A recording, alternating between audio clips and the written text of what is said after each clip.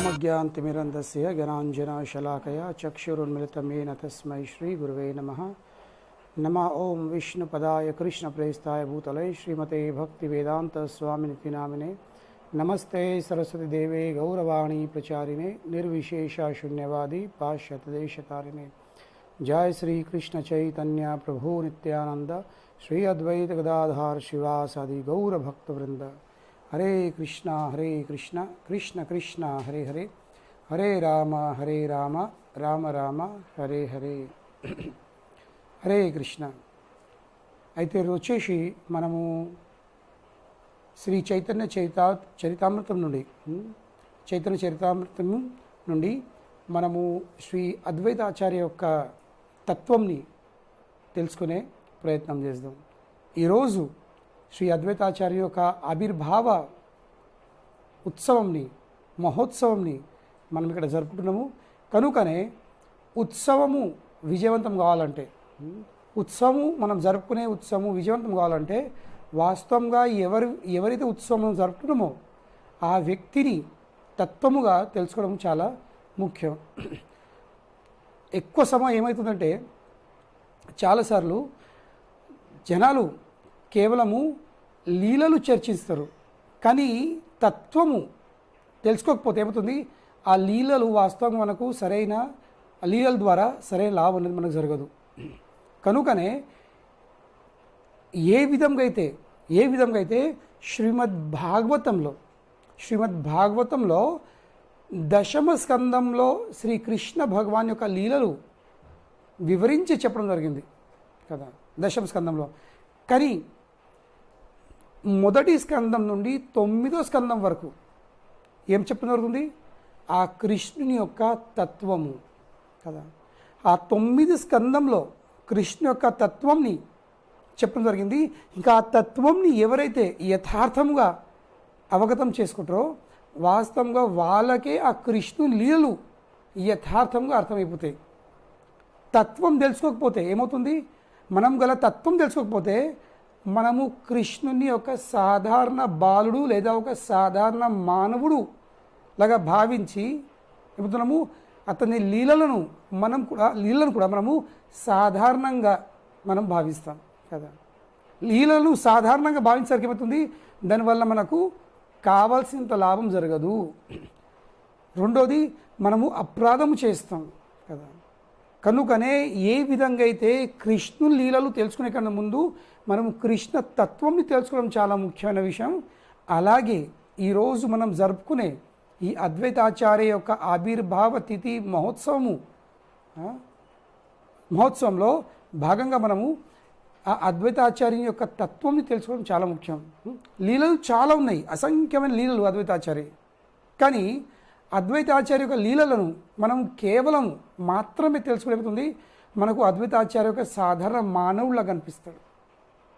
కానీ వాస్తవంగా అద్వైతాచార్య సాధారణ మానవుడైతే అతని యొక్క ఆవిర్భావ తిథిని ఈ ఉత్సవంని జరుపుకునే దానికి అవసరం లేదు లేదా ఉత్సవం జరిపే అవసరం లేదు. కనుకనే అతడు సాధారణ మానవుడు కాదు. మరి ఎవరతను? అదే తత్వం. అద్వైతాచార్యుడు ఎవరో ఆ తత్వంని తెలుసుకోవడం చాలా చాలా ముఖ్యమైనది. కనుకనే ఈరోజు మనము శ్రీ చైతన్య చరితామృతం నుండి మనము ఈ 6వ అధ్యాయం చైతన్య చరితామృతం ఆది లీల యొక్క 6వ అధ్యాయంలో మనకు అద్వైతాచార్య యొక్క తత్వము, మనకు అతని యొక్క మహిమలు మరి తత్వం కూడా శ్రీలా కృష్ణదాస్ కవిరాజ్ గోస్వామి మనకు తెలియజేస్తున్నారు. కనుకనే మనం ఈరోజు లీలలు కాకుండా అద్వైతాచార్య యొక్క తత్వంని తెలుసుకునే ప్రయత్నం చేద్దాం కదా. అయితే కవిరాజ్ గోస్వామి, శ్రీలా కృష్ణదాస్ కవిరాజ్ గోస్వామి గారు మనకు ఈ 6వ అధ్యాయము చైతన్య చరితామృతం యొక్క ఆది లీల యొక్క 6వ అధ్యాయంలో మనకు ఈ తత్వాన్ని చాలా వివరించి తెలియజేస్తున్నారు. వందే తం శ్రీమద్ అద్వైత ఆచార్యం అద్భుతం చేస్థితం యస్య ప్రసాదాత్ అజ్ఞోపి తత్స్వరూపం నిరూపయేత్ కదా. ఏమని చెప్తుండు, ఆ అద్వైతాచార్య యొక్క పాద పద్మంలో నా గౌరవపూర్వక ప్రణామములు వందే తం శ్రీమద్ అద్వైత ఆచార్యం కదా. మరి ఎందుకంటే అతడు చేసే కార్యములు అద్భుత చేస్థితం. శ్రీ అద్వైత ఆచార్య యొక్క లీలలు ఇవి సాధారణ మానవుడి ద్వారా చేసే లీలలు కాకుండా అవి అద్భుతమైన లీలలు కదా. కనుకనే ఆ అద్వైతాచార్య యొక్క పాదపద్మంలో మా యొక్క గౌరవపూర్వక ప్రణామములు. మరి రెండో ఎందుకు గౌరవపూర్వకమైన ప్రణామములు? ఎందుకంటే అతని లీలలు అద్భుతమైనవి.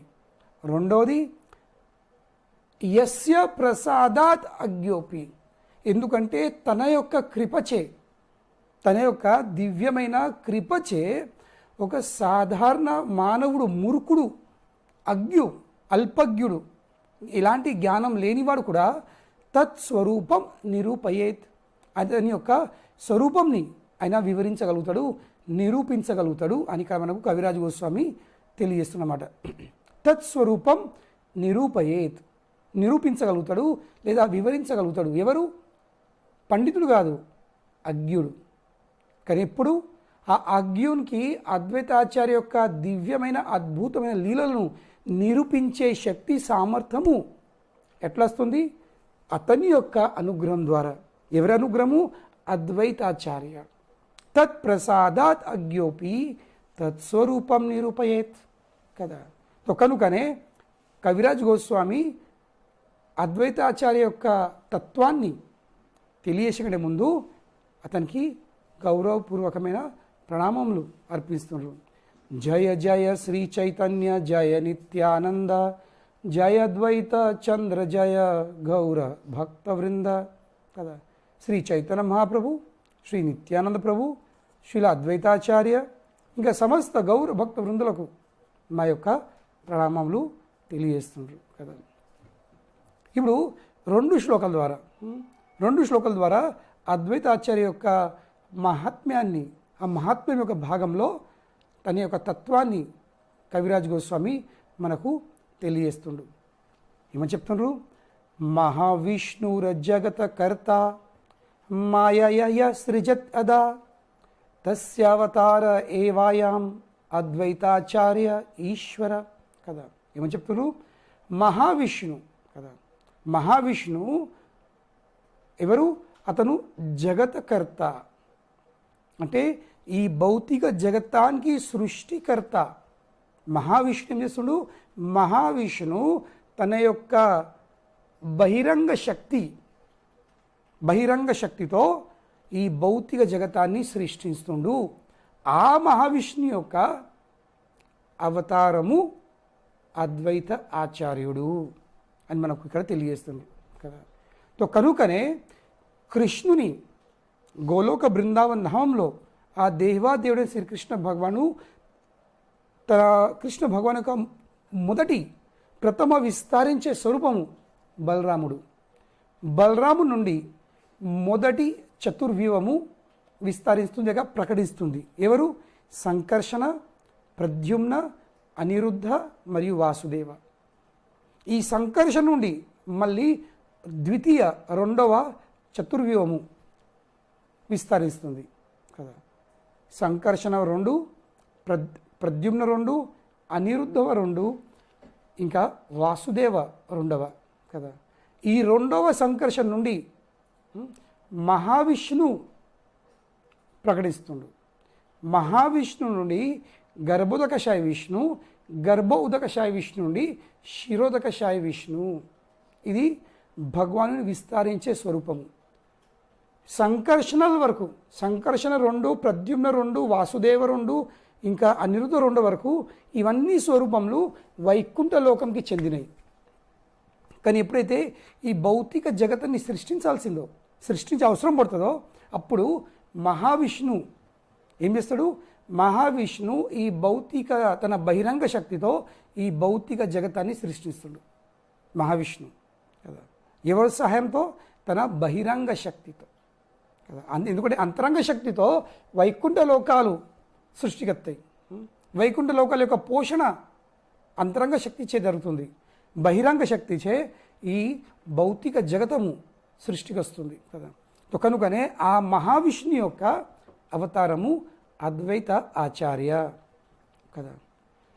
అద్వైతం హరిన్ అద్వైతాద్ ఆచార్యం భక్తి సంసనాత్ భక్తావతారం ఈశం తం అద్వైతాచార్యం ఆశ్రయే. కవిరాజ్ గోస్వామి ఏం తెలియస్తారు, ఆ అద్వైతాచార్య యొక్క పాద పద్మంలో నేను శరణ పొందుతున్నాను, నేను శరణ వేడుకుంటున్నాను.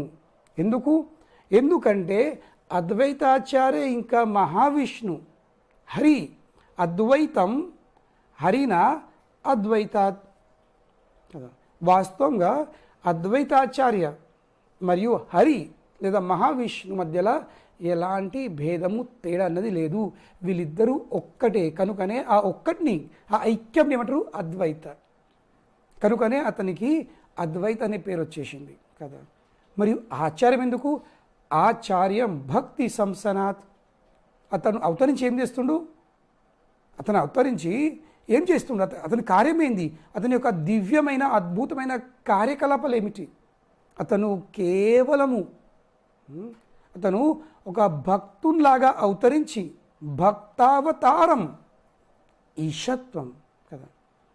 అయినా ఏం చేస్తుండు, భక్తులాగా అవతరించి భక్తి సంసనాత్ ఆయన శ్రీకృష్ణ భగవానుని ఎడ భక్తియుక్త సేవను ప్రచారం చేస్తుండు.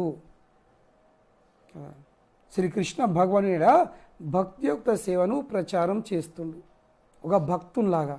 కనుకనే భక్తావతారం ఈశంతం అద్వైతాచార్యం ఆశ్రయే. నా యొక్క ప్రణామములు, నేను శ్రీ అద్వైతాచార్యకు శరణ వేడుకుంటున్నానని కవిరాజు గోస్వామినకు తెలియజేస్తున్నాడు. సో కనుకనే అద్వైతాచార్య యొక్క పేరు అర్థమైంది. అద్వైత అంటే అతడు హరి కంటే అభిన్నుడైన వాడు, హరితో సమానమైన వాడు, హరి వాస్తవంగా. కనుకనే హరి ఇంకా అద్వైతాచార్య వీళ్ళు ఒక్కటే కాబట్టి అద్వైత.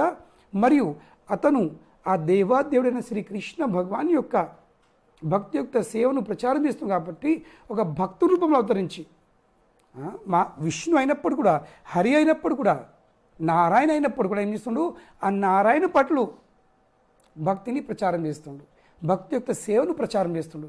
కనుకని అతను ఆచార్య అని చెప్పడం జరుగుతుంది, లేదా అద్వైతాచార్య పేరు వచ్చేసింది కదా. అద్వైతాచార్య గోసాయి సాక్షాత్ ఈశ్వర్. అతను ఎవరు, సాక్షాత్ ఈశ్వరుడే. ఈయాహార మహిమనా హే జీవేర గోచర్. కనుకనే అతను సాక్షాత్ ఈశ్వరుడు కావున అతని యొక్క మహిమలను అవగతము చేసుకోవడము సాధారణ జీవుని ద్వారా సాధ్యం కాదు కదా. సాధారణ జీవుడు అతని యొక్క అద్భుతమైన లీలను గోచరించలేడు కదా. ఇది సాధ్యమన్నది కాదు. కేవలం అతని యొక్క అనుగ్రహం చే, కృపచే, అద్వైతాచార్య యొక్క కృపచేనే అది సాధ్యమవుతుంది. ఆ కృప లేకుండా ఎవరు కూడా అద్వైతాచార్య యొక్క మహిమలను వాళ్ళు గోచరించలేరు, చెప్పలేరు, దాన్ని వర్ణించలేరు కదా. ఇది అద్వైతాచార్య, ఎందుకంటే అతను సాక్షాత్ ఈశ్వరుడు కదా. దాని తర్వాత అద్వైతాచార్య యొక్క మహిమలను, తత్వాన్ని కవిరాజ్ గోస్వామి మరింత వివరించి తెలియజేస్తున్నాడు. మహావిష్ణు సృష్టి కరేనా జగద్ ఆది కార్య తార అవతార సాక్షాత్ అద్వైత ఆచార్య కదా. ఏమి చెప్తుండు, మహావిష్ణు ఈ భౌతిక జగతం యొక్క, ఈ విశ్వం యొక్క సృష్టితో సంబంధించిన ప్రతి ఒక్క కార్యములు చేస్తుండు కదా. దానికి అవసరమైన సృష్టి కోసము అవసరమైన ప్రతి ఒక్క కార్యములు అతను నిర్వహిస్తుండు. ఎవరు, మహావిష్ణు. కనుకనే ఈ అద్వైతాచార్య ఆ మహావిష్ణు యొక్క ప్రత్యేకమైనటువంటి అవతారము కదా. ప్రత్యేకమైనటువంటి అవతారం అనగా సాక్షాత్. సాక్షాత్ అనేది ప్రత్యేకమైన, పరోక్షం కాదు, అంశాలది కాదు కదా. ఇది ప్రత్యేకమైనటువంటి అవతారము మహావిష్ణుది కదా. ఏ పురుష సృష్టి స్థితి కరేన మాయయ అనంత బ్రహ్మాండ సృష్టి కరేన లీలయ. ఆ మహావిష్ణు, ఆ పురుషుడు కదా, ఆ మహావిష్ణు, ఆ పురుషుడు ఏం చేస్తుండు, ఈ భౌతిక జగత్తుని సృష్టిస్తుండు, ఇంకా దాన్ని పోషిస్తుండు. కానీ ఈ సృష్టి మరియు పోషణ ఇది ఆ మహావిష్ణు తన బహిరంగ శక్తి నుండి, లేక బహిరంగ శక్తి ద్వారా, లేక బహిరంగ శక్తితో ఆ సృష్టి మరియు దాని యొక్క పోషణ, భౌతిక చైతన్యం యొక్క సృష్టి మరియు పోషణ, సృష్టి ఇంకా స్థితి ఆయన జరుపుతుండు కదా. ఇంకా అనంత అసంఖ్యమైన బ్రహ్మాండాలను సృష్టించుడే, అసంఖ్యమైన బ్రహ్మాండాలను సృష్టించుడే ఆ మహావిష్ణు యొక్క లీలలు. అనంత బ్రహ్మాండ సృష్టి కరేన లీలయ, అతని లీలలు అవే ఉన్నాయి కదా. ఇచ్ఛాయ అనంతమూర్తి కరేన ప్రకాష్, ఏక మూర్తే కరేన బ్రహ్మాండే ప్రవేశ్ కదా. కనుకనే తన యొక్క సంకల్ప శక్తిచే, ఎవరి మహావిష్ణు తన సంకల్ప శక్తిచే ఏం చేస్తుండు, అనంతమైన బ్రహ్మాండాలను, అనంత కోటి అసంఖ్యమైన బ్రహ్మాండాలను సృష్టిస్తుండు కదా. మరియు ఆ మహావిష్ణువే ప్రతి ఒక్క బ్రహ్మాండంలో గర్భోదకశాయి విష్ణువై ప్రవేశిస్తుండు కదా. ప్రతి ఒక్క బ్రహ్మాండంలో మహావిష్ణు నుండి అసంఖ్యమైన బ్రహ్మాండాలు, కానీ ప్రతి ఒక్క బ్రహ్మాండంలో మహావిష్ణు గర్భోదకశాయి విష్ణువై ప్రవేశిస్తుండు కదా. సై పురుషేర అంశ అద్వైత నాహి కిచ్చు భేద్, ఆ మహావిష్ణు యొక్క అంశమే, తన స్వరూపమే ఎవరు, అద్వైతాచార్య. మహావిష్ణు మరియు అద్వైతాచార్య మధ్య నడుమ నాహి కిచ్చు భేద్, ఎలాంటి భేదం అన్నది లేదు, ఇద్దరు అభిన్నులు. శరీర విశేషతార నాహిక విచ్ఛేద్ కదా. కనుకనే శరీర విశేషతార, ఇది కేవలము ఇంకొక ముఖ్యమైనటువంటి శరీరం అంతే, ఇంకొక స్వరూపము, కానీ వాళ్ళిద్దరి మధ్యలో ఎలాంటి భేదం అన్నది లేదు. రెండు దేహాలు కానీ వ్యక్తి మాత్రము ఒక్కటే, నాహి విచ్ఛేద్. సహాయ కరేన తార లయ ప్రధాన్, కోటి బ్రహ్మాండ కరేన ఇచ్ఛాయ నిర్మాణ కదా. కనుకనే ఇప్పుడు అద్వైతాచార్య కార్యం ఏమిటి, ఇప్పుడు మహావిష్ణు అనంత కోటి బ్రహ్మాండాలను సృష్టిని తెలుసుకున్నాం కదా. అలాగే అద్వైతాచార్య ఏం చేస్తుండు, అద్వైతాచార్య మహావిష్ణు యొక్క లీలలకు సహాయ చేస్తుండు. సహాయ కరేన తార లయ ప్రధాన్, లయ ప్రధాన్ కదా. ఈ ప్రధాన అంటే ఏంటి, ప్రధాన అంటే భౌతిక శక్తి, భౌతిక శక్తి లేదా మాయాశక్తి కదా. ఆ పురుషుని యొక్క మాయాశక్తి, పురుషుడు చెప్పాను ఇందాక, ఆ మహావిష్ణు ఆ పురుషుడు ఏం చేస్తుండు, మాయాశక్తి బహిరంగ శక్తి సహాయం చే, బహిరంగ శక్తితో కలిసి ఈ అనంత కోటి అసంఖ్యమైన బ్రహ్మాండాలను సృష్టిస్తుండు. ఇంకా అద్వైతాచార్యం ఇస్తుండు, ఆ మహావిష్ణుకే తోడ్పడుతుండు. దేంట్లో, ఈ బ్రహ్మాండాలను సృష్టించే కార్యంలో అద్వైతాచార్య తోడ్పడుతుండు కదా. ఇది అద్వైతాచార్య యొక్క కార్యము. జగత మంగళ అద్వైత మంగళ యారనాం మంగళ గుణధాం. అద్వైతాచార్య ఎవరు, జగత మంగళ. అద్వైతాచార్య యొక్క ప్రయోజనం ఏమిటి అనే ఉద్దేశం ఏంది, జగతంకి మంగళం అంటే ఏంది, శుభము కలిగించుడు. ఎందుకంటే మంగళ గుణధాం, అన్ని శుభమైనటువంటి గుణాలు తనయందు ఏమున్నాయి, నిలిచి ఉన్నాయి. అన్ని సమస్తమైనటువంటి శుభ గుణాలతో నిండా ఉన్నాడు, పూర్ణే ఉన్నాడు అద్వైతాచార్య. కనుకనే జగత మంగళ అద్వైత మంగళ గుణధాం మంగళ చరిత్ర సదా. అతని యొక్క చరిత్రము ఎటువంటిది, అది అతి మంగళమైనది, అతి శుభమైనది. మరి ఇప్పుడప్పుడా లేదు, సదా నిరంతరము అది అతి శుభమైనటువంటి చరిత్రము. కనుకనే అతని యొక్క పేరేమిటి, అద్వైతాచార్యతో పాటు అతని యొక్క పేరు మంగళ కదా. మంగళ అని పేరు కూడా చెప్పడము జరుగుతుంది కదా.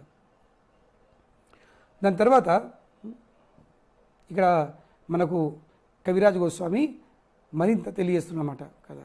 ఏమని, అద్వైతాచార్య యొక్క మరింత కార్యకలాపాలు కదా. ఇప్పుడు కోటి అంశ కోటి శక్తి కోటి అవతార్ కదా. ఆ మహావిష్ణు యొక్క కోటి అంశాలు ఉన్నారు, అంశ అవతారాలు, కోటి శక్తులు ఉన్నాయి, మరియు కోటి కోటి అవతారాలు కదా. మహావిష్ణు యొక్క ఏతాలయ్య సృజే పురుష సకల సంసార్ కదా.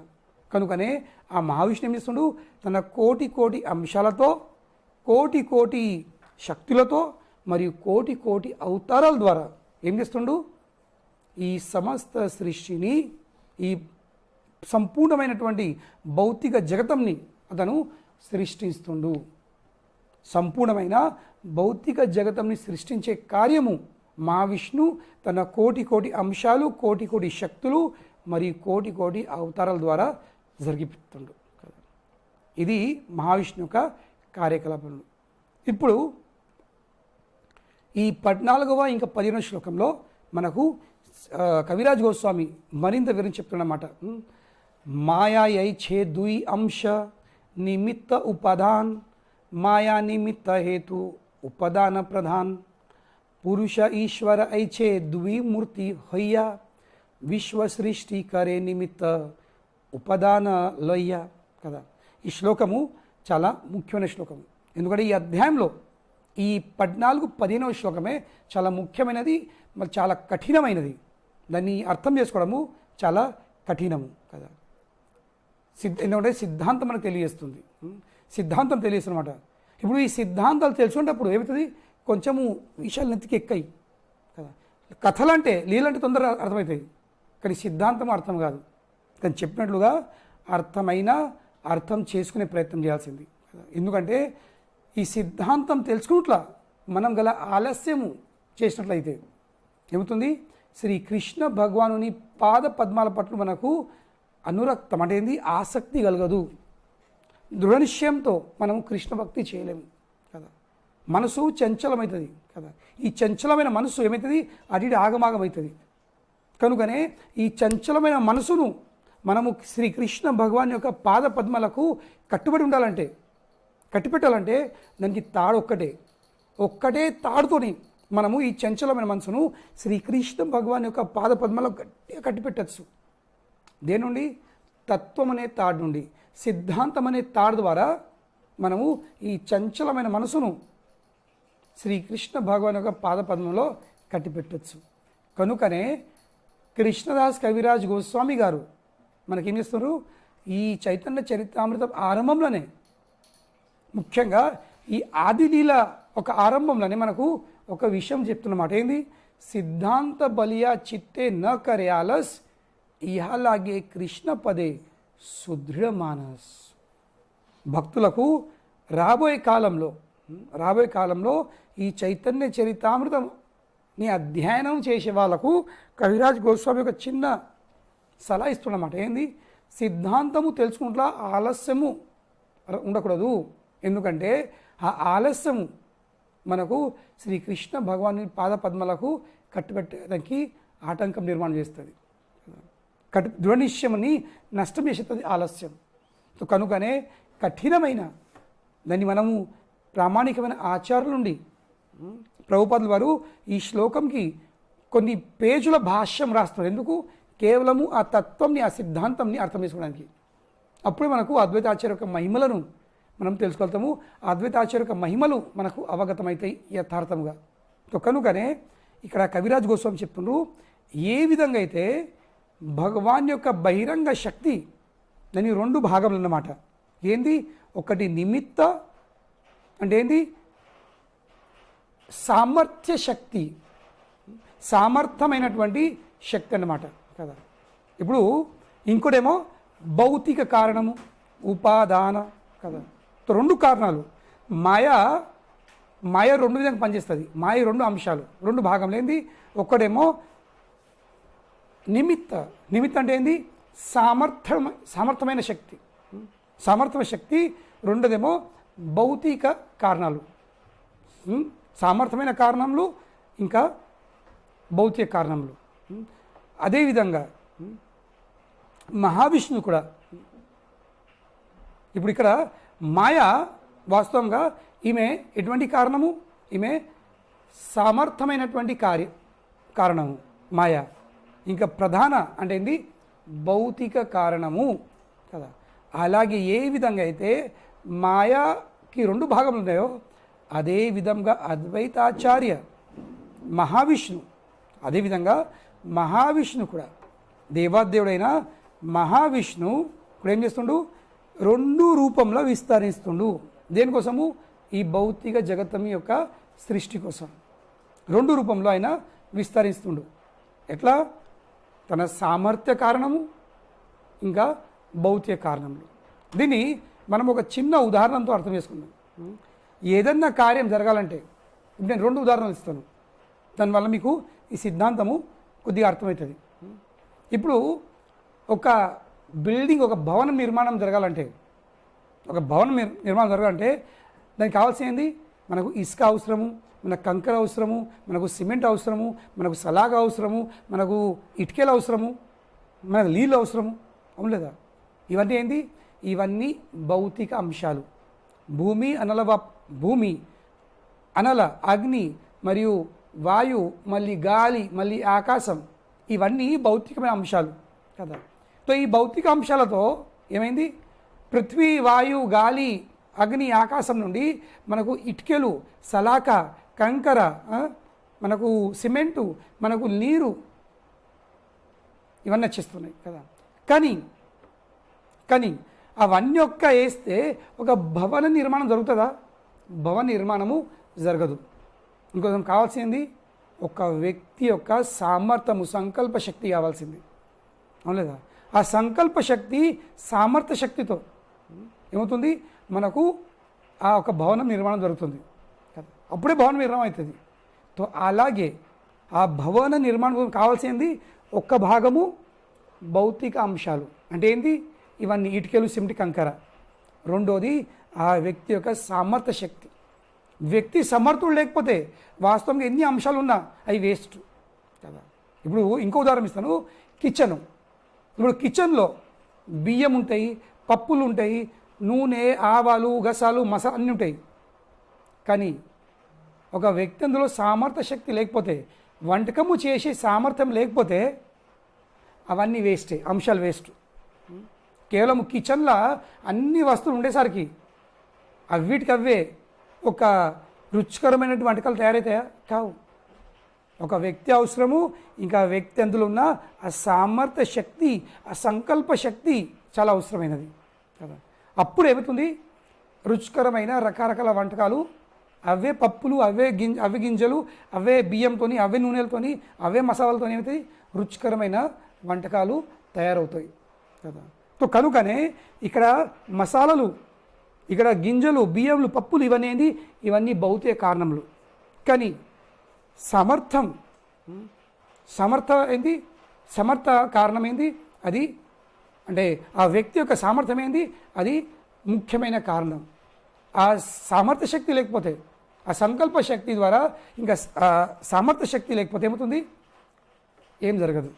సో కనుకనే కేవలం వస్తువులు ఉంటే సృష్టి అవుతుందని కాదు. వ్యక్తి అవసరము, ఇంకా వ్యక్తి యొక్క సామర్థ్యం కూడా అవసరం కదా.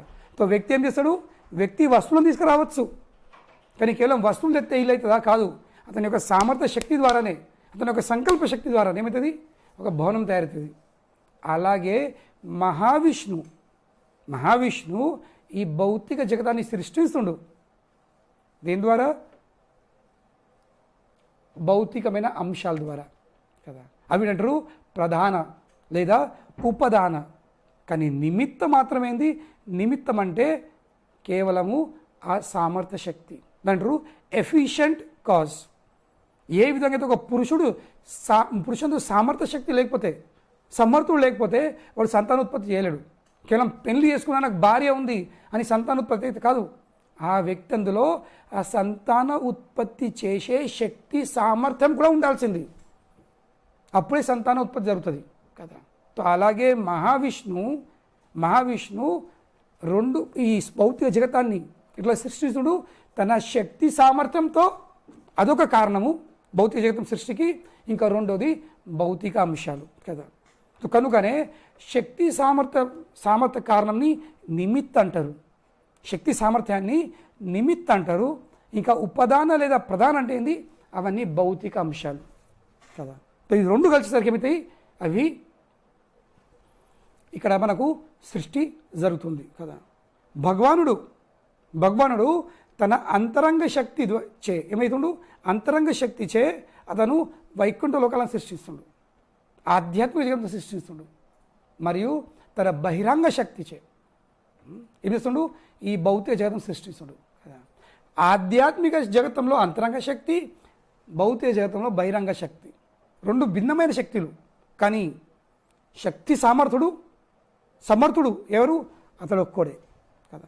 సో కనుకనే ఎందరో తాత్వికులు ఏం చేస్తారు, వాళ్ళు పరిశోధనలు జరిపిస్తారు. ఏంది ఈ సృష్టి, ఈ భౌతిక జగత్తుల సృష్టి ఎలా జరిగింది, ఈ భౌతిక జగత్తులు సృష్టికి ఎలా వచ్చినాయని వాళ్ళు ఎందరో పరిశోధిస్తున్నారు, రీసెర్చ్ చేస్తున్నారు కదా. కొందరి నిష్కర్ష అంటే కన్క్లూజన్ కదా, తీర్మానం. కొందరి తీర్మానం అంటే ఏంది, దేవాది దేవుడు ఆ సచ్చిదానంద స్వరూపుడు ఏమిస్తుండు, అతను పరోక్షంగా ఈ భౌతిక జగతాన్ని సృష్టిస్తుండు మాయాశక్తి ఇచ్చే, ఇంకా తన అంతరంగ శక్తిచే ప్రత్యేకించి తన వైకుంఠ జగతాలను ఆధ్యాత్మిక లోకములను సృష్టిస్తుండు కదా. కనుకనే భగవానుని శక్తులు రెండు రూపంలో మనకు ప్రకటితమవుతున్నాయి, భౌతిక జగతాలు, ఆధ్యాత్మిక జగతాలు. భౌతిక జగతాలు అసంఖ్యమైనవి, అలాగే వైకుంఠ జగతంలో కూడా వైకుంఠ లోకంలో అసంఖ్యమైనవి కదా. కానీ ఆ భగవానుడు, ఆ భౌతిక జగతము, ఆ సచ్చిదానంద స్వరూపుడు, అతడే భౌతిక జగతము మరియు ఆధ్యాత్మిక జగతాలకు మూల కారకుడు కదా. ఇది ఒక్క తీర్మానం. కానీ కొందరు నాస్తిక తాత్వికులు వాళ్ళు ఏమంటారు, లేదు కేవలం భౌతిక అంశాల నుండే సడన్గా ఒక శూన్యం నుండి ఈ భౌతిక అంశాలు వచ్చేసినాయి, ఈ భౌతిక అంశాల నుండి ఈ సృష్టి అవుతుంది. అది ఎంత తప్పు అన్నమాట. ఏ విధంగా అయితే కేవలము మసాలాలు, బియ్యంలు, గింజలు, పప్పులు అవిటికవి వచ్చేసినాయి, ఇంకా అవిటికవి కలిసే ఒక వంటకం తయారైంది, అట్లా అవుతుందా? ఎన్నడూ కూడా కాదు. అవిటికవి ఎన్నడూ ఒక వంటకం, రుచికర వంటకాలు తయారు చేయవు. దానికి ఒక వ్యక్తి అవసరము, ఇంకా వ్యక్తి అందులో ముఖ్యంగా ఏంది, శక్తి సామర్థ్యం అవసరము. వ్యక్తి ఉన్నప్పుడు కూడా శక్తి సామర్థ్యం లేకపోతే ఏం కాదు. ఒక వ్యక్తి ఉన్నాడు కానీ వంటకాలు ఎట్లా చేయాలో మనకు తెలియదు, లేక మనకి ఈ వంటకం చేసే బుద్ధి లేదు, కోరిక లేదు, శక్తి లేదు, సామర్థ్యం లేదు, వాడు చేస్తాడా? లేదు. కానీ భగవానుడు పూర్ణుడు, శక్తి సామర్థ్యంతో నిండి ఉన్నవాడు. కనుకనే ఈ భౌతిక సృష్టికి రెండు కారణాలు.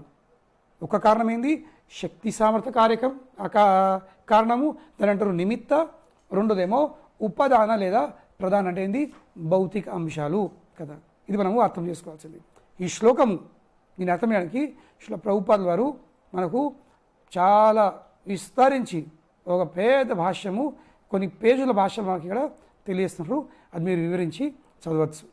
కానీ ముఖ్యంగా సరళ భాషలో మనం అర్థం చేసుకోవాల్సింది, సృష్టికి రెండు కారణాలు. ఏంది, ఒక శక్తి సామర్థ్యం కారణం, రెండోదేమో భౌతిక అంశాలు లేక ప్రధాన, ఇవి కారణము కదా. అయితే ఈ అద్వైతాచార్య లేదా మహావిష్ణు వీళ్ళు ఏం చేస్తుండ్రు, ఇక్కడ చెప్పడం అవుతుంది, విష్ణు ఆ మహావిష్ణువే స్వయంగా నిమిత్తుడు కదా. దేనికి, ఈ భౌతిక జగతంకి. ఇంకా అదే నారాయణ, ఆ నారాయణ అద్వైత ఆచార్య యొక్క రూపంలో ఏం చేస్తారు, ఈ భౌతిక కారణమవుతుండు కదా. దాని అంటారు ఉపాదానం కదా. ఇక్కడ శ్లోకం చెప్తుంది మనకు, ఆపనే పురుష విశ్వేర నిమిత్త కారణ్ అద్వైత రూపే ఉపాదాన హొయ్య నారాయణ్ కదా. విష్ణు నిమిత్తుడు, అదే విష్ణు నారాయణ రూపంలో ఏమిస్తుండు, లేక అద్వైతాచార్య రూపంలో అది భౌతిక కారణము అవుతుండు కదా. ఆ నారాయణుడు అద్వైతాచార్య రూపంలో ఈ భౌతిక కారణం అవుతుండు, ఉపాదాన అవుతుండు కదా. నిమిత్త అంశ కరేతేనో మాయాతే ఈక్షణ్ ఉపాదాన అద్వైత కరేన బ్రహ్మాండ సృజన్. ఏమవుతుంది, నారాయణ విష్ణు నిమిత్తుడై ఏం చేస్తుండు, మాయాతే ఈక్షణ, ఆ మాయను చూస్తుండు, గాంచుతుండు.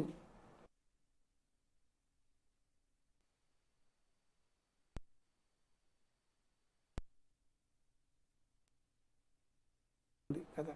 కనుకనే నిమిత్త అంశ కరేతేనో మాయా తే ఈ క్షణం తన నిమిత్త శక్తి చే తన శక్తి సామర్థ్యం చే నారాయణ ఏం చేస్తుండు, మాయపై మాయను గాంచుతుండు కదా, చూస్తుండు కదా. ఇంకా ఉపాదాన అద్వైత ఏం చేస్తుండు, ఆ బ్రహ్మాండంని సృష్టిస్తుండు కదా. అంటే ఒక్క వ్యక్తిలోనే రెండు రూపంలో, ఒక వ్యక్తి సామర్థ్య శక్తి, ఇంకోటి ఆ కార్యం చేయ శక్తి, రెండు కావాల్సింది. చెప్పిన కదా, వంటకం చేయాలంటే వ్యక్తి సమర్థుడే ఉండాలి కదా, వ్యక్తి సమర్థుడే ఉండాలి, మళ్ళీ చేయాలి కూడా. సామర్థ్య శక్తి ఉంది కానీ చేయకపోతే ఏం లాభం, అవును లేదా. కనుకనే వ్యక్తికి వంటకము చేసుడు తెలిసి ఉండాలి, మళ్ళీ చేసే సామర్థ్య శక్తి కూడా ఉండాలి, రెండు కదా. కనుకనే సామర్థ్య శక్తి ఇది విష్ణు, ఇంకా అద్వైత ఆచార్య ఏం చేస్తున్నాడు, చేస్తున్నాడనమాట. ఇది ఉదాహరణ మనము అర్థం చేసుకోవచ్చు కదా. ఈ భౌతిక జగత్తుని బ్రహ్మాండాన్ని సృష్టిస్తుండు, సృజన్ కదా. సృజన్ అంటే ఏంది, సృష్టించడం కదా.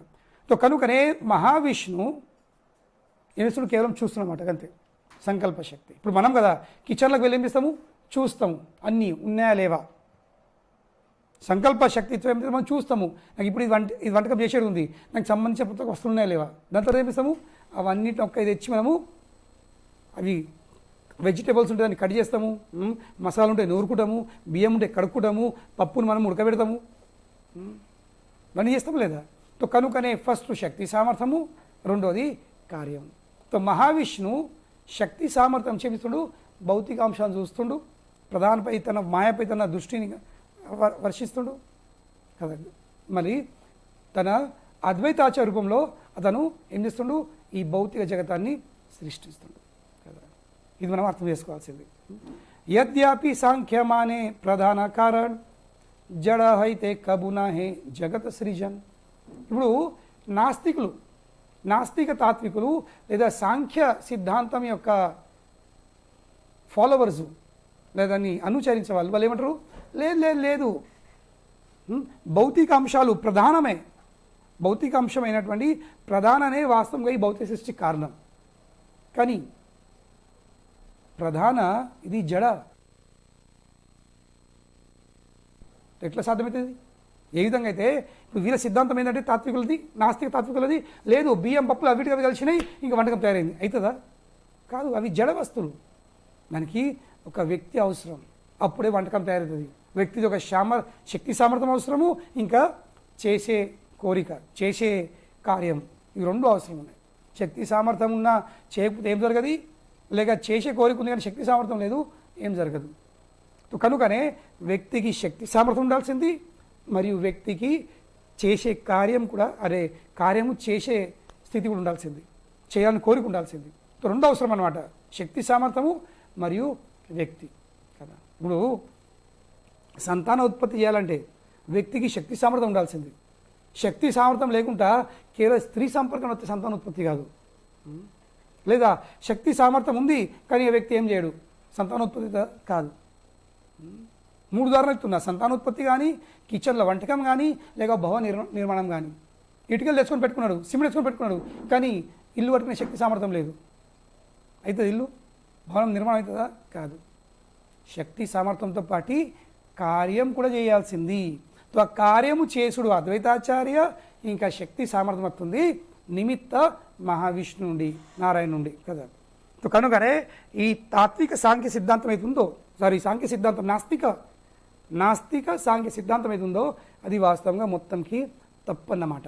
ఎందుకంటే అది ఎన్నడూ సాధ్యం కాదు. ఎందుకంటే భౌతిక అంశాలు ఇవి జడ, అందులో చైతన్యం లేదు. కనుకనే చైతన్యం లేని జడ వస్తువులకు వెళ్ళేనాడు కూడా సృష్టి అన్నది, ఈ భౌతిక జగతాలు సృష్టికి రావు కదా.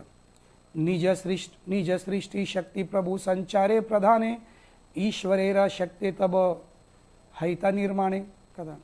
భగవాన్ ఏమిస్తుడు, భగవానుడు ఆ భౌతిక అంశాలను చూసి, భౌతిక అంశాలను గాంచి ఏం చేస్తుండు, ఆ భౌతిక అంశాలలో తన శక్తిని అందులో నింపేస్తున్నమాట. అప్పుడు ఆ భౌతిక అంశాలకు అవి యాక్టివ్ అవుతాయి అన్నమాట. అవి యాక్టివ్ అయ్యి అవిలో సృష్టించే సామర్థ్యం వచ్చేస్తుంది. ఏ విధంగా ఒక కారు ఉంది, కారులో ఒక డ్రైవర్ ప్రవేశించేంత వరకు ఆ కారు నడుతుందా?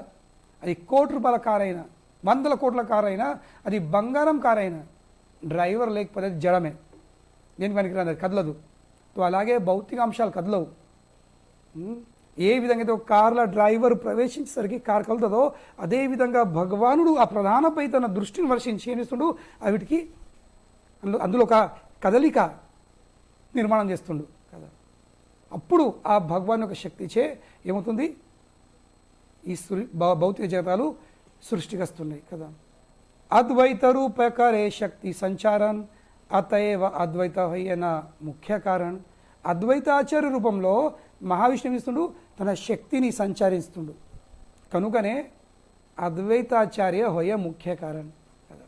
కనుకనే అద్వైతాచార్య ఏమవుతుండు, ఈ భౌతిక జగతానికి ముఖ్యమైన కారణుడు అవుతుండు కదా. ఆయన కనబడుతుండు కదా. నేను ఉదాహరణ ఉంది. ఇప్పుడు ఒక వ్యక్తికి సంకల్ప శక్తి ఉంది, శక్తి సామర్థ్యం ఉంది, డబ్బులు చాలా ఉన్నాయి, ఏం చేస్తుండు, ఆయన ఒక ఇల్లు కట్టుకోవాలనుకుంటుండు. కానీ ఇల్లు ఎవరు కడతారు, ఒక కాంట్రాక్టర్ మేస్త్రి కడతాడు కదా. మేస్త్రి కడతాడు, కానీ మేస్త్రి డబ్బులు ఇవ్వకపోతే, మేస్త్రికి వస్తువులు ఇవ్వకపోతే మేస్త్రి ఏం చేస్తాడా, చేయడు. కానీ మన కంటికి కనిపించేది ఎవరు, ఇంటికి యజమాని కాదు, లేక ఆ ఇంజనీర్ కాదు, మన కంటికి కనిపించేది ఆ మేస్త్రి. సో అలాగే అద్వైతాచార్య ఏం చేస్తుండు, ఇవన్నీ వస్తువులను, ఇప్పుడు ఇంకో ఉదాహరణ చెప్తాను. ఒక వ్యక్తికి తినబుద్ధి అవుతుంది, ఆ వ్యక్తి ఏం చేస్తాడు, ఆ వ్యక్తి ఇంకో వ్యక్తి చెప్తాడు, ఈ వంటకం తయారు చేయని కదా. కానీ వాస్తవంగా ఆ వంటకం తయారు చేయడానికి మూల కారణం ఎవరు, ఆ వ్యక్తి తినే కోరిక వచ్చింది కనుకనే వంటకం జరిగింది. ఆ కోరిక లేకపోతే, ఆ శక్తి సామర్థ్యం లేకపోతే, ఆ వస్తువులు తేకపోతే ఆ వంటకాడు వంటకం చేయొచ్చా, చేయరాదు. కానీ మన కంటికి కనిపించేది ఎవరు, ఓహో ఈ వ్యక్తి ఈ వంటకం తయారు చేసిండు. సో అలాగే అద్వైతాచార్య రూపంలో నారాయణ ఏం చేస్తుండు, ఈ భౌతిక అంశాలలో శక్తిని సంచరిస్తుండు కదా. కనుకనే అద్వైత అయిన ముఖ్య కారణం, కనుకనే అద్వైతాచార్య దానివల్ల ఏమవుతుంది, ముఖ్య కారణుడు అవుతుండు ఈ భౌతిక విశ్వం, భౌతిక జగతానికి సృష్టికర్త అని కదా. అద్వైత రూపకారే సృష్టి సంచారన్ అతయేవ అద్వైత హొయ్యన ముఖ్య కారణ్ కదా. దాని తర్వాత మనకు చెప్తుడు, అద్వైతాచార్య కోటి బ్రహ్మాండేర కర్త. అద్వైతాచార్యం ఇస్తుండు, కోటి కోటి బ్రహ్మాండాలను సృష్టిస్తుండు. ఏ విధంగా అయితే వ్యక్తి కిచెన్లోకి వెళ్ళి ఏం చేస్తాడు, రకరకాల చెప్పన్ భోగులు నిర్మాణం చేస్తాడు కదా, చెప్పన్ భోగులు తయారు చేస్తాడు. అలాగే అద్వైతాచార్యం ఇస్తుండు, కోటి కోటి బ్రహ్మాండాలను సృష్టిస్తుండు. ఆర ఏకమూర్త బ్రహ్మాండేర భర్త కదా. అదే అద్వైతాచార్య యొక్క విస్తరించి స్వరూపం ఎవరు, గర్భోదకషాయ విషయమిస్తుండు, ప్రతి ఒక్క బ్రహ్మాండంలో ప్రవేశించి ప్రతి ఒక్క బ్రహ్మాండంని పోషిస్తుండు. కనుకనే అద్వైతాచార్య బ్రహ్మాండాన్ని సృష్టిస్తుండు, ఇంకా అద్వైతాచార్య గర్భోదకషాయ విష్ణు రూపంలో ఏం చేస్తుండు, ప్రతి ఒక్క బ్రహ్మాండంని పోషిస్తుండు కదా. సై నారాయణ ముఖ్య అంగ అద్వైత అంగ శబ్దే అంశకరి కహే భాగవత కదా. ఆ నారాయణ యొక్క అంగము ఇది అద్వైతాచార్య కదా. ఇప్పుడు శ్రీమద్ భాగవతంలో అంగ మరియు అంశ ఇవి రెండు శబ్దాలు చెప్పడం జరిగింది. కానీ ఇక్కడ అద్వైతాచార్యకు అంగ నేను చెప్తున్నారు, ఎందుకంటే అంగానే శబ్దంలో ఏమవుతుంది, అది ఇంకా అందులో ఎక్కువ ప్రేమ అవుతుందన్నమాట కదా. అంగాని శబ్దంలో ఎక్క అనుబంధము, ఎక్క ఆసక్తి ఉందన్నమాట, ఎక్క ప్రేమ ఉంటుంది కదా. కనుకనే ఈశ్వరేర అంగ అంశ చిదానందమయ మాయార్ సంబంధ నాహి ఏ శ్లోకకాయ కదా. కనుకనే ఇక్కడ మనం తెలుసుకోవాల్సింది, ఇప్పుడు అద్వైతాచార్యకు అంశ అనకుండా అంగం ఎందుకు అంటున్నారు, ఎందుకంటే అంశ హోయితే అంగ యాతే హొయ్య అంతరంగ కదా. అంగం అనేసరికి ఏమవుతుంది, ఇప్పుడు ఒక వ్యక్తికి తన కొడుకున్నాడు, ఆ వ్యక్తికి తన కాలు చేతులు ఉన్నాయి. ఇప్పుడు ఆ వ్యక్తికి తన కొడుకు ప్రియుడే, తన కొడుకు తన స్వరూపమే, కానీ తన చేతి మీద ఎక్క ప్రేమ ఉంటుంది కదా. సో అలాగే అద్వైతాచార్య ఎవరు, అంశం అయినప్పుడు కూడా అద్వైతాచార్య ఇక్కడ ఆ మహావిష్ణు నారాయణ యొక్క అంగం అని చెప్పడం జరుగుతుంది. అంటే ఇది శరీరం యొక్క అవ్యయం ఒక భాగం అన్నట్టు కదా. మహావిష్ణురాంశ అద్వైత గుణధాం ఈశ్వర అభేద తేనో అద్వైత పూర్ణనాం కదా. మళ్ళీ అదే విషయం చెప్తారు, మహావిష్ణు యొక్క అంశము అంగము ఇది అద్వైతాచార్య అన్ని గుణాల ధామము. ధామం అంటే ఏంది, అన్ని గుణాలతో, సమస్త మంచి గుణాలతో నిండి ఉన్నవాడు ఈశ్వర కృష్ణ నారాయణ ఇంకా అద్వైతాచార్య మధ్యలో ఎలాంటి భేదం లేదు. కనుకనే అద్వైత పూర్ణనామం, ఇదే సంపూర్ణమైన తన యొక్క నామము కదా. పూర్వయై ఛే కైల సర్వ విశ్వేర సృజన్ అవతారి కైల ఏబే భక్తి ప్రవర్తన్. తో పూర్వకాలంలో సృష్టి ఆరంభంలో ఏ విధంగా అయితే అద్వైతాచార్య ఈ భౌతిక బ్రహ్మాండంని భౌతిక జగత్తులను సృష్టించిండో అదేవిధంగా అదే అద్వైతాచార్య ఇప్పుడు ఈరోజు ఈ భౌతిక జగత్తును అవతరించి ఏం చేస్తుండు, భక్తి ప్రవర్తన్, భక్తి ప్రచారం చేస్తుండు, లేదా భక్తి సాంప్రదాయాన్ని ఆవిష్కరిస్తుండు కదా, ప్రారంభిస్తుండు. దేన్ని? భక్తి సాంప్రదాయాన్ని అవతరించి కదా. ఏబే భక్తి ప్రవర్తన్, భక్తి సాంప్రదాయాన్ని ఏమిస్తుండు, ఆయన ఆవిష్కరిస్తుండు. మరి దేనికోసం భక్తి సాంప్రదాయం ఆవిష్కరించడు? జీవాని స్థారీల కృష్ణ భక్తి ఖరీదాన్, జీవులను నిస్తారిస్తుండు, అంటే వాళ్ళు ఉద్ధరింపుతుండు. ఎట్లా? కృష్ణ భక్తిదాన్, వాళ్ళకు కృష్ణ భక్తి ప్రసాదించి, కృష్ణ భక్తి యొక్క దానము చేసి అద్వైతాచార్య ఈ భౌతిక జగతంలో భక్తి సాంప్రదాయాన్ని, ఈ ఉద్యమంని ఏమిస్తుండు, దాన్ని ఆవిష్కరించి దాన్ని ప్రారంభిస్తుండు. ఆవిష్కరణ ప్రారంభించి ఏమిస్తుండు, జీవులను ఉద్ధరింపుతుండు కృష్ణ భక్తి ప్రసాదించి కదా. మరి ఎట్లా? మరి కృష్ణ భక్తి ఏ విధంగా? గీతా భాగవత కైల భక్తిర వ్యాఖ్యాన్, గీతా భాగవతం నుండి, భగవద్గీత మరియు భాగవతం నుండి కేవలము భక్తి విషయము చెప్పి లేక ప్రచారం చేసి కదా. ఈ లోకంలో జనాలు భగవద్గీత భాగవతం తీసుకొని ఎన్నో వాళ్ళు వ్యాఖ్యానాలు చేస్తారనమాట, వీటి మీద ఎన్నో వాళ్ళ భాషలు చెప్తారు. కానీ వాస్తవంగా అద్వైతాచార్య భౌతికమైన భాష్యాలు చెప్పకుండా కేవలము భక్తితో సంబంధించిన భాషలు తెలియజేసి జీవులకు కృష్ణ భక్తిని ప్రసాదించి వాళ్ళందరినీ ఉద్ధరింపే కార్యం. ఈ కార్యములు ఎక్కడ జరుగుతున్నాయి? ఈ భక్తి సాంప్రదాయంలో. భక్తి సాంప్రదాయంలో ఒక ముఖ్య ఉద్దేశం ఏంది? జీవులను ఉద్ధరింపడము, ఈ భౌతిక జగతం నుండి బయట తీసుకెళ్ళడం. ఎట్లా సాధ్యం అది? అది కేవలము కృష్ణ భక్తి దానం ద్వారా కదా, అది గీతా భాగవతం యొక్క అధ్యయనం ద్వారా కదా. ఆ కార్యము అద్వైతాచార్య జరుపుతుంది. ఇది అద్వైతాచార్య యొక్క సేవ. భక్తి ఉపదేశ వినూతారణి కార్య, అద్వైతాచార్యకి ఇతర ఎలాంటి కార్యం అన్నది లేదు. ఆయన చేసే కార్యం ఒకటేంది? భక్తి ఉపదేశ్, భక్తిని బోధించుడు. భక్తితో సంబంధించిన ఉపదేశంలను బోధించుడే అద్వైతాచార్య యొక్క కార్యము.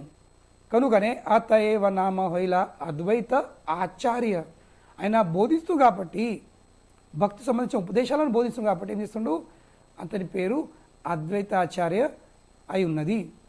వైష్ణవేర గురు తేనో జగతేర ఆర్య, దుయి నామ మిలన హైల అద్వైతాచార్య కదా.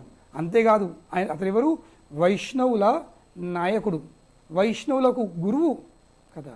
వైష్ణవులకు అతను గురువు, సమస్త వైష్ణవులకు అతను చాలా గౌరవనీయులు కదా. సంపూర్ణ జగతంలో వైష్ణవులకు అతడు చాలా గౌరవనీయులైన వాడు. కనుకనే అతని పేరు అద్వైతాచార్య వచ్చేస్తుంది కదా. ఏ విధంగా అయితే కృష్ణుని నేత్రాలు కమల పూలతో పోల్చడం జరిగింది. కమల నయనేర తేనో యత అంగ అంశ కదా. కమల నయనాలతో కూడి ఉన్న ఆ నారాయణ యొక్క ఇతని అంశం కాబట్టి ఇతని కళ్ళు కూడా కమల పూలాగున్నాయి. కనుక అతని యొక్క పేరేంది? కమలాక్ష. అద్వైతాచార్య యొక్క పేరు మంగళ, అద్వైతాచార్య యొక్క పేరు కమలాక్ష కదా. ఈశ్వర సారూప్య పాయ్ పారిషదగణ్ చతుర్భుజ పీతవాస యైఛే నారాయణ. ఏ విధంగా అయితే నారాయణుడు చతుర్భుజ రూపం, అలాగే అతని యొక్క అంశములు కూడా ఎలా ఉంటాయి? సాక్షాత్ ఈశ్వరుని లాగానే ఉంటాయి. అదే స్వరూపం ఉంటుంది. ఈశ్వర స్వరూప తన పార్షదులు కూడా, భగవాన్ యొక్క పార్షదుల స్వరూపం కూడా ఈశ్వరుని లాగానే ఉంటుంది కదా. కనుకనే అద్వైతాచార్య కన్నులు, నేత్రాలు అవి నారాయణలాగా ఎలా ఉన్నాయి? కమల పువ్వు లాగానే ఉంటాయి అన్నమాట. అద్వైతాచార్య ఈశ్వర అంశవర్య. అద్వైతాచార్య ఎవరు? ఈశ్వరుని యొక్క అంశాలపైకి శ్రేష్టమైన అంశము, శ్రేష్టమైన అంగము. తారతత్వ నామగుణ సకలి ఆశ్చర్య కదా. కనుకనే అద్వైతాచార్య యొక్క సత్యము, వాస్తవ విషయము, అతని యొక్క నామము, అతని యొక్క కార్యములు ఇవి చాలా అద్భుతం. ఎందుకంటే భగవాన్ యొక్క ప్రధానమైనటువంటి అంగమతలు. కనుకనే భగవాను యొక్క పేరు ఎంత గొప్పదో, భగవంతుని నామం ఎంత గొప్పదో, భగవంతుని లీల ఎంత గొప్పయో, భగవాన్ యొక్క తత్వం ఎంత గొప్పదో, అలాగే అద్భుతమో, అలాగే అద్వైతాచార్య భగవాన్ యొక్క ముఖ్యమైనటువంటి అంగం కాబట్టి అతని యొక్క నామము, అతని యొక్క తత్వము, అతని యొక్క లీలలు అవి కూడా చాలా అద్భుతమైనటువంటి కదా. కనుకనే యాహార తులసి జలే యాహార ఓంకారే స్వగణ సహిత చైతన్య అవతారే కదా. కనుక తెలుసుకోవాల్సింది అద్వైతాచార్య ద్వారానే, అద్వైతాచార్య నుండే వాస్తవంగా శ్రీ చైతన్య మహాప్రభు ఈ కలియుగంలో ఉన్న శ్రీ చైతన్య కలియుగంలో కలి అవతారం కాదు, కలియుగంలో భగవాన్ యొక్క అవతారం, కలి అవతారం కాకుండా కలియుగంలో భగవాన్ యొక్క అవతారము ఎవరు? శ్రీ చైతన్య మహాప్రభు. మరి చైతన్య మహాప్రభు కలియుగంలో అవతరించే కారణం ఎవరు? అద్వైతాచార్యుడు. ఎలా జరిగింది అది? శ్రీ అద్వైతాచార్యుడు ఒకరోజు గౌతమ్య తంత్ర అనే శాస్త్రము చదివేటప్పుడు అతడు ఒక శ్లోకము చదివినమాట. అందులో ఉన్న శ్లోకము ఆయన చదివాడు. ఏందా శ్లోకము? తులసి దళం మాత్రేన కేవలము తులసి దళంతో జలస్య చులుకేనవా కదా. జలస్య చులుకేనవా, తులసి దళాలు మరియు గంగ జలం ఎవరైతే శ్రీకృష్ణ భగవాను సమర్పిస్తారు కదా. తులసి దళ మాత్రేన జలస్య చులుకేనవా విక్రీణీతే స్వామాత్మానం కదా భక్తేభ్యో భక్తవత్సల. ఇక్కడ భగవాన్ చెప్తుండు, ఈ శ్లోకం వాస్తవంగా పలికింది ఎవరు? సాక్షాత్ భగవానుడే, కృష్ణుడు, నారాయణుడు. ఏమో చెప్తుండు? ఎవరైతే నాకు కేవలము తులసి దళాలు మరియు గంగనీళ్ళు సమర్పిస్తారో నేను వాళ్ళకి నేను అమ్మబోతాను. అంటే ఏంది? వాళ్ళు నన్ను కొనుక్కోవచ్చు కదా, వాళ్ళ చేత నేను అమ్మబడతాను. ఎందుకంటే వాళ్ళు నాకు చాలా ప్రియులు, నేను వాళ్ళకు అమ్మబడతాను. అంటే ఏంది? ఈ నన్ను కృష్ణ చెప్తుండు కేవలము తులసి దళాలు మరియు గంగ నీళ్ళతోనే ఒక భక్తుడు నన్ను కొనుక్కోవచ్చు అనే శ్లోకం చదివేసరికి అద్వైతాచార్య అనిపించింది, మరి భగవాను మనము తులసి దళము ఇంకా గంగ నీళ్ళు సమర్పిస్తే మనం కొనుక్కోవచ్చా? నేను ఆ భగవాను కొనుక్కొని నేను నా ఇంటికి రప్పించుకుంటాను, అంటే ఈ లోకంకి ఆహ్వానించుకుంటాను. కనుకనే యాహార తులసి జలే యార హుంకారే, ఆయన గట్టి పిలుపు, ఉత్త సాధారణ పిలుపు కాదు, హుంకారే. హుంకారే అనేది ఘనంగా గట్టిగా పిలుస్తున్నమాట. హుంకారే స్వగణ సహిత చైతన్య రావుతారే, ఆయన యొక్క పిలుపు విని శ్రీ చైతన్య మహాప్రభు తన యొక్క పార్షదులతో సహా ఈ భౌతిక జీవితంలో అవతరించడము జరిగింది. అద్వైతాచార్య ఆ గంగనది ఒడ్డు మీద కూర్చుండి తన శాలిగ్రామాలకు ఆ తులసి దళాలు మరియు గంగనీళ్ళు సమర్పించకపోతే, అభిషేకం చేయకపోతే, ఇంకా గట్టిగా పిలవకపోతే శ్రీ చైతన్య మహాప్రభు తన పార్షదులతో సహా ఈ భౌతిక జగతంలో అవతరించేవాడు కాదు కదా. యార ద్వార కైల ప్రభు కీర్తన ప్రచార్, యార ద్వార కైల ప్రభు జగత నిస్తార్. అద్వైతాచార్య ద్వారానే శ్రీ చైతన్య మహాప్రభు ఈ భౌతిక జగతంలోకి రావడం జరిగింది. అద్వైతాచార్య నుండి రావడం జరిగింది. అద్వైతాచార్య ద్వారా శ్రీ చైతన్య మహాప్రభు ఈ భౌతిక జగతంలో సంకీర్తన ప్రచారం చేసిండు. ఇంకా సంకీర్తన ప్రచారం ద్వారా ప్రతి ఒక్క జీవులను శ్రీ చైతన్య మహాప్రభు ఏం చేసిండు? ఉద్ధరింపాడు. కనుకనే సంకీర్తన ప్రచారం ఈరోజు జరుగుతుందంటే, ఈరోజు ప్రపంచమంతట్లో విశ్వమంతట్లో ఈ సంకీర్తన ప్రచారం జరుగుతుందంటే, కోట్ల భక్తులు వైకుంఠం వెళ్తున్నారంటే, ఉద్ధరిస్తున్నారంటే దానికి మూల కారణం ఎవరు? అద్వైతాచార్య. ఎందుకంటే అద్వైతాచార్య ఆ శ్లోకం చదవకపోతే, ఆ గంగనీళ్ళు తులసి దళాల సమర్పిస్తూ ఆ కృష్ణుని గట్టిగా ఆహ్వానించకపోతే, పిలవకపోతే శ్రీ చైతన్య మహాప్రభు వచ్చేవాడు కాదు. శ్రీ చైతన్య మహాప్రభు రాకపోతే ఈ సంకీర్ణ జరిగేది కాదు. ఈ సంకీర్ణ జరగకపోతే ఎవరి ఉద్ధరింపడము జరగకపోతుండే కదా. కనుకనే అద్వైతాచార్య ద్వారానే ఈ సంకీర్తన యజ్ఞము ఆరంభమైంది. అద్వైతాచార్య ద్వారానే ఈ కలియుగంలో ఉన్న జీవులకు నిస్తార ఉద్ధరింపడము జరిగింది కదా. కనుకనే ఆచార్య గోసాయిర మహిమ గుణమహిమ అపార్. అద్వైతాచార్య యొక్క మహిమలు ఇవి అసంఖ్యమైనవి, అపరిమితమైనవి. జీవ కీట కోటాయ పైబా కేతారపార్. కనుకనే సాధారణ జీవులు క్రిమ కీటక లాంటి జీవులు ఆ అద్వైతాచార్య యొక్క మహిమలను వాళ్ళు తెలుసుకోలేరు. ఎందుకంటే అపరిమితమైనవి, అసంఖ్యమైనవి. కనుకనే అద్వైతాచార్య యొక్క మహిమను, అతని యొక్క దివ్యమైన కర్మలను, అద్భుతమైన లీలలను క్రిమకీటక లాంటి జీవులు ఎన్నడూ కూడా తెలుసుకోలేరు కదా. ఎన్ని ఉన్నాయో వాళ్ళు లెక్క పెట్టుకోలేరు. ఆచార్య గోసాయి చైతన్యేర ముఖ్య అంగ ఆర ఏక అంగతార ప్రభు నిత్యానంద. కనుకనే శ్రీ చైతన్య మహాప్రభు యొక్క ముఖ్య అంగము ఎవరు? నిత్యానంద ప్రభు. ఇంకా నిత్యానంద ప్రభు లాగానే అద్వైతాచార్య కూడా శ్రీ చైతన్య మహాప్రభు యొక్క ముఖ్యమైన అంగము కదా. ఇది మనకు ఇక్కడ తెలుసు అన్నమాట.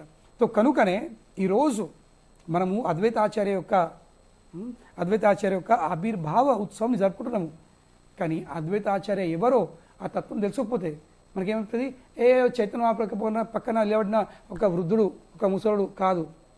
అతను సాక్షాత్ మహావిష్ణువు, ఈ బ్రహ్మాండంకి సృష్టికర్త, ఈ బ్రహ్మాండంని పోషించకర్త, భౌతిక అంశాలతో ఈ భౌతిక జగతాలను సృష్టించే సృష్టికర్త అద్వైతాచార్య కదా.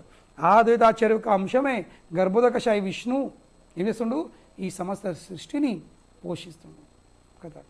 కనుకనే అద్వైతాచార్య ఇతను ఎవరు? ఇతను సాక్షాత్ మహావిష్ణు యొక్క అవతారము కదా. అలాగే ఆచార్య ఏం చెప్తున్నారు? ఈ అద్వైతాచార్య సదాశివుని యొక్క రూపం కూడా. ఎందుకంటే ఈ సృష్టి జరగాలంటే మాయతో మహావిష్ణు సంపర్కం అవుతుండు, గాంచుతుండు. కనుకనే ఈ దుర్గతో సంపర్కం చేస్తే ఆ మహావిష్ణు శివుడు అయిపోతుండు. ఏ విధంగా అయితే పాలు తోడుతో కలిసేసరికి ఏమవుతుంది? పెరుగు అయిపోతుంది. అలాగే మహావిష్ణు మాయా సంపర్కం వచ్చేసరికి ఏమవుతాడు? ఆయన శివుడు అయిపోతాడు. కనుకనే అద్వైతాచార్య ఇతను మహావిష్ణు, మరియు అద్వైతాచార్య ఆ ఆధ్యాత్మిక జగతంలో ఉన్న శివుని యొక్క నిజస్వరూపము సదాశివుడు కూడా అని మనకు చెప్పడం జరుగుతుంది. కనుకనే ఈ తత్వం తెలుసుకొని మనం ఈరోజు